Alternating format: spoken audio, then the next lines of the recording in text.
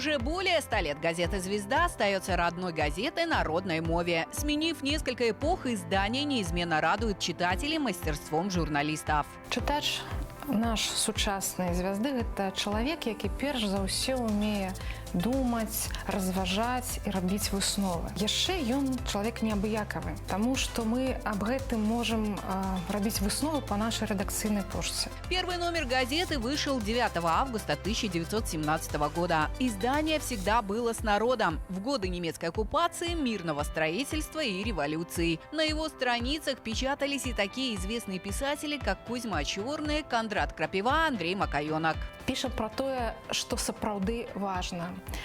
То, что хвалюе Беларусь и белорусов. Это деятельность кіраўніка нашей державы, это не только рабочие выезды и командировки, нарады у Палаца Незалежности, але и работа за экспертной супольностью. Акрамя того, деятельность урада и двух палат парламента таксама знаходзіць месца ў газете, бо гэта наши заснавальнікі, и таксама темы экономики, культуры, социальная оборона, рынок працы, нават спорт и надворье. Газета не появляется из ниоткуда. За каждым номером стоит ежедневный труд команды. Журналістская праца, яна заўсёды цікавая, атрымаў заданне, выканаў, здаў тэму свайму рэдактару.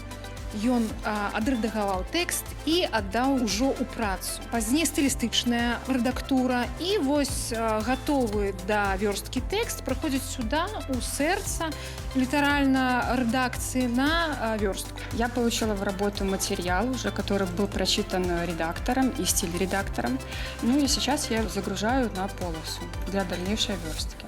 Сложный процесс. Сложный, увлекательный, интересный. В типографии газеты печатаются с использованием современных машин. Газетное производство в основном работает в вечернюю и ночную смену. В зависимости от загрузки выводится соотношение такого количества бригад, чтобы с утра подписчик получил свежую газету. Сам процесс печати включает в себя несколько этапов. После того, как редакция присылает файлы, у нас делается электронная верстка, и уже эти файлы скидываются на специальное оборудование, где идет прямая запись лазером на печатную форму. Ну а здесь, я так понимаю, финишная прямая. Да, формы поступают в печатное отделение, ставятся на машину, где происходит накат краски и под давлением переходит на бумажное полотно. Дальше бумажное полотно поступает в фальцаппарат, где происходит сгибка, рубка и выходит готовая продукция. Сделав несколько экземпляров газеты, специалисты сравнивают цвета, чтобы удостовериться, что фотопроба соответствует требованиям редакции.